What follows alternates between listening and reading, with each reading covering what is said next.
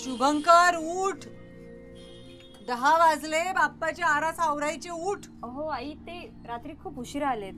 मला सांगतेस? माहितीये मला, लक्ष असतं माझं. त्याची बाजू घेऊ नकोस उगाच. शुभंकरला वेड आहे बाप्पाचं. लहानपणापासूनच बाप्पा लाडका आहे त्याचा. लहानपणी बाप्पाचं विसर्जन झालं ना की पुढचे 2-3 दिवस रडत बसायचा बाप्पा गेला म्हणून. हे गेल्यानंतर बाप्पालाच आधार मानून मोठा झालाय तो. शुभंकर उठ रे, उठ आता. शुभंकर, 10 वाजले. आरास माळ्यावर नाही का टाकायचे? उठ उठ उठ. अरे असं काय करतोस? 10 वाजले, बाप्पाची आरास बघ, आवरायचंय ना सगळं. उठ. हो.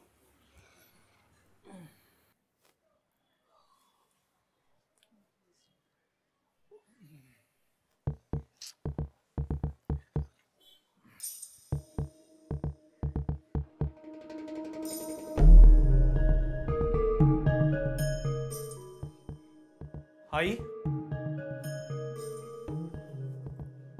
आई,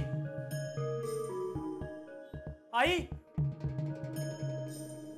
आई बाहेर ये पटकन. काय झालं? काय झालं? तू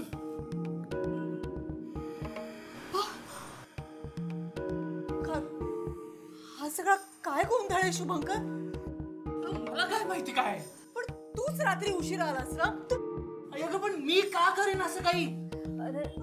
असं असं कसं होऊ शकते हे? तुम्ही रात्री नीट दार बंद केलं होतं ना? कसं शक्य आहे? काय झालंय शुभंकर?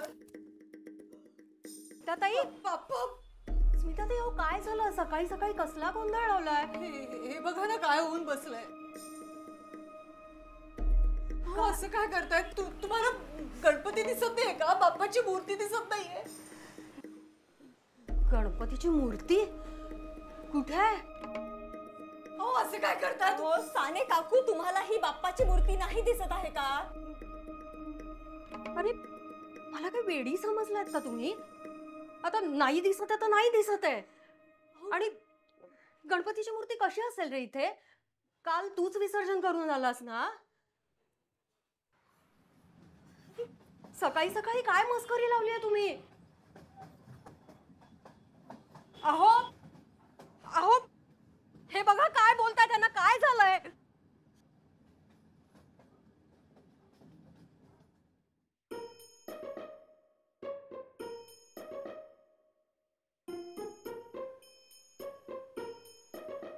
ना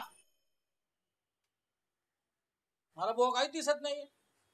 बोललो होता ना काय दिसत नाही. चल रे, चल. ए पोरांनो, अरे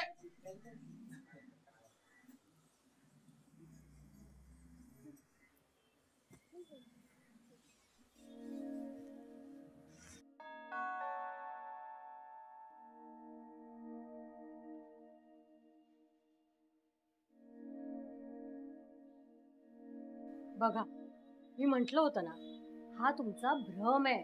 नाही, एक मिनिट. असं म्हणू नकोस. त्या तिघांनाही काही ना काहीतरी जाणवतंय, म्हणजे नक्की काहीतरी गोंधळ आहे.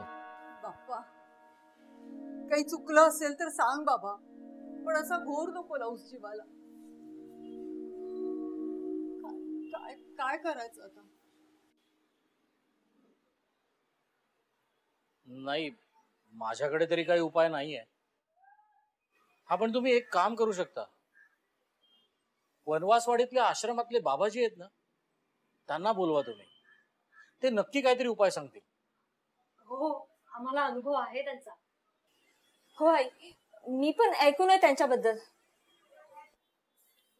बघा म्हणजे तुमची तयारी असेल तर मी बोलवू का त्यांना?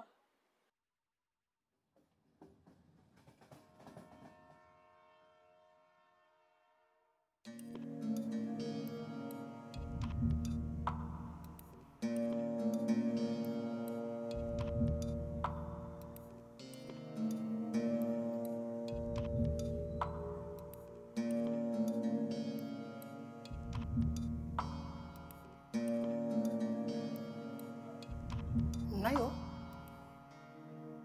मला तर काहीच दिसत नाहीये. एवढंच सांगतो, मूर्ती तिघांना दिसते म्हणजे नक्कीच बाप्पाच्या सेवेत तुमच्याकडनं काहीतरी चुकलं असणार. तर बघा, शांतपणे विचार करा आणि उत्तर सापडलंच तर मग बघू काय करायचं ते.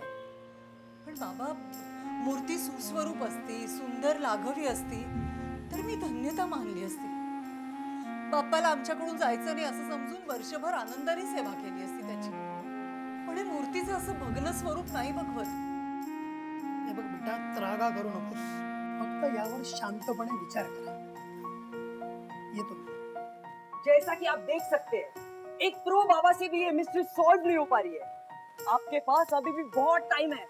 मुझे कमेंट करके नीचे बताइए इस इनविजिबल बाप्पा के बारे में। जल्दी से जल्दी कमेंट. फालतूगिरी लावली रे, उगाच गावभर करू नकोस. आणि आधी नीट मराठी बोलायला शिक. इनविजिबल बाप्पा म्हणजे काय? चल निघ तू.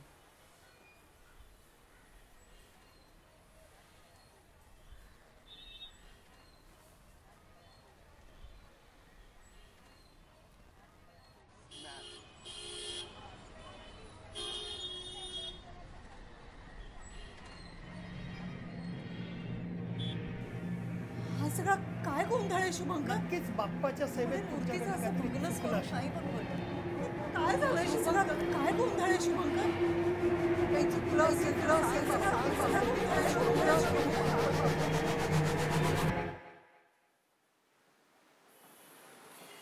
आई मी जरा बाहेर जाऊन येतो ग.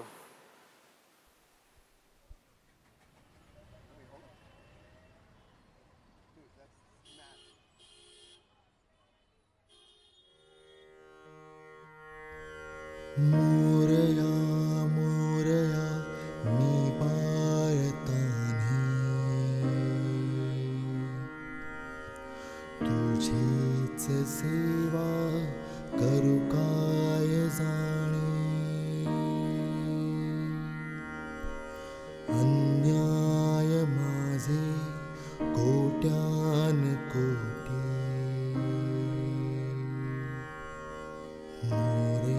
मोरेश्वराबा तू घाल पोटी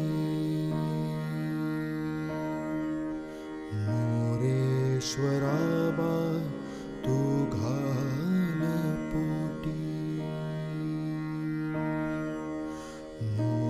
मोरेश्वराबा तू घाल पोटी.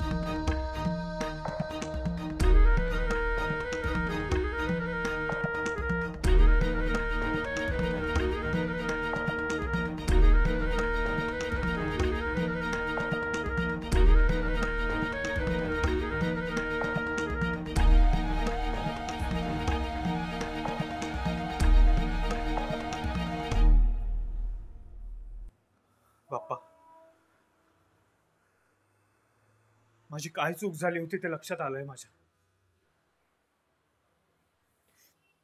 प्लीज माफ कर मला. पुन्हा अशी चूक नाही होणार माझ्याकडून बाप्पा. प्लीज माफ कर मला.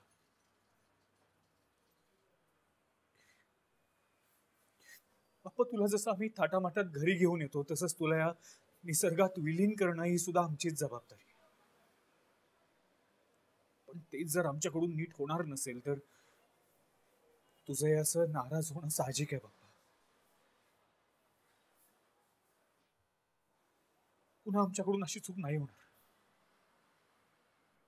पुढच्या वर्षी मी नक्की मातीचीच मूर्ती आणेन. पण प्लीज त्यावेळी माफ कर. प्लीज माफ कर. निरोप घेता आम्हाज्ञा असावी, आम्हाज्ञा असावी.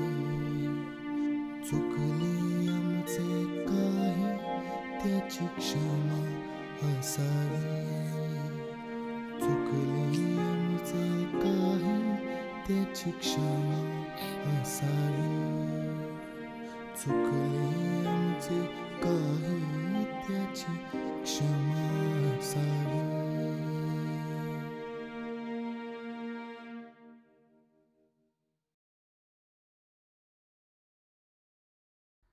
सेवेचे ठायी तत्पर सेवा संस्था निर्मित पर्यावरणपूरक गणेश मूर्ती. आपला बाप्पा, आपली जबाबदारी.